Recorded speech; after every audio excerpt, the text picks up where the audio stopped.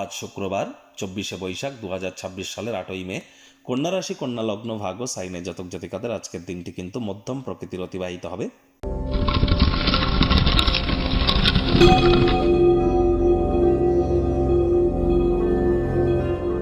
ভিডিওটির শুরুতেই আপনাদের সকলকে রাজযোগ চ্যানেলের তরফ থেকে রেড ক্রস ডের হার্দিক শুভেচ্ছা ও অভিনন্দন রইল।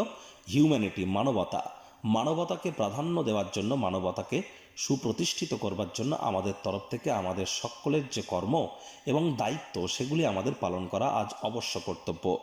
আজ যেহেতু শুক্রবার, তাহলে অবশ্যই দেবী মহালক্ষ্মীর আপনারা গায়ত্রী মন্ত্র ওম শ্রী মহালক্ষ্মী চ বিদ্মহে বিষ্ণুপত্নাই চ ধীমহি তন্নো লক্ষ্মী প্রচোদয়াৎ, এটি আপনারা সকাল দুপুর সন্ধ্যা 3 বেলা 108 বার, না পারলে সন্ধ্যাবেলার সময় 24 বার জপ করুন। মহিলারা আজ লক্ষ্মীর ঘটের সামনে বসে লক্ষ্মীর পাঁচালি পাঠ করুন। শুক্রবার হওয়া সত্ত্বেও স্নান আদি সেরে লক্ষ্মীর মতো সাজুগুজু করে নিরামিষ খেয়ে এটি আপনাদেরকে বহুলাংশ উপকৃত করতে চলেছে। মাথায় রাখবেন, যে আসনে বসে আপনারা ঈশ্বরের নাম জপ ধ্যান আরাধনা করেন, সে আসন আপনার অতিরিক্ত অন্য কাউকে কিন্তু টাচ করা উচিত নয়। স্নানের জলে হাফ কাপ কাঁচা দুধ, গোলাপ জল বা আতর বা ইত্যাদি দিয়ে স্নান করুন। শুক্রের মজবুতি বৃদ্ধি পায়, তাহলে সৌন্দর্য বৃদ্ধি পায়, আমাদের মধ্যে রোম্যান্টিসিজম বাড়ে, হ্যাপিনেস বাড়ে, ওয়েলথ ক্রিয়েশন বা সম্পত্তি তৈরি করার ক্ষমতাও কিন্তু বৃদ্ধি পেয়ে থাকে। একই সাথে কিন্তু আমাদের ক্রিয়েটিভ ফিল্ডকেও আমাদেরকে উন্নত করে থাকে এই শুক্র। ছবি আঁকা, নাচ গান, নাটক, কবিতা আবৃত্তি, অভিনয়, এই জগতে যারা আছেন, বা fashion, photography, modelling, news media, entertainment, jewellery, garments, catering, beauty parlour, restaurant, hotel, flower, perfume, interior decoration, designing, তাদের জন্য কিন্তু শুক্রের মজবুতি এক কথায় অত্যাবশ্যক।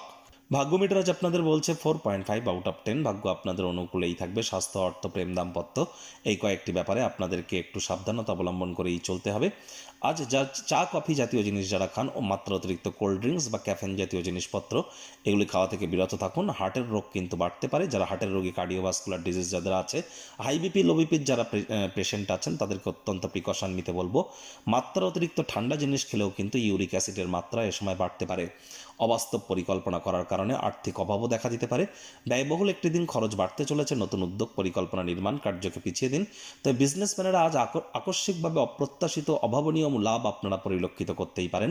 চাকরিজীবীদের জন্য অফিসের পরিবেশ এক প্রকার বেশ। বস কলিগদের সাথে ভাব ভালোবাসা বাড়বে।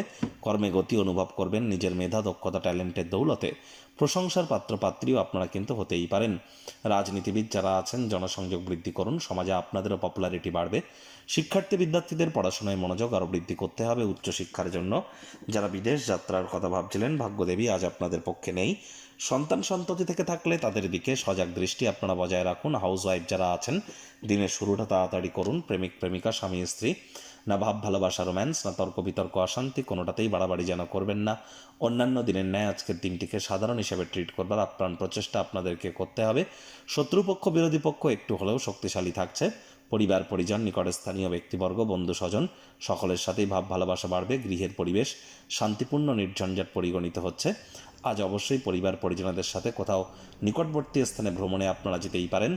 আজ আপনার স্বামী স্ত্রী একে অপরের শরীর স্বাস্থ্যের দিকে কিন্তু অতিরিক্ত নজর প্রদান করে চলতে হবে।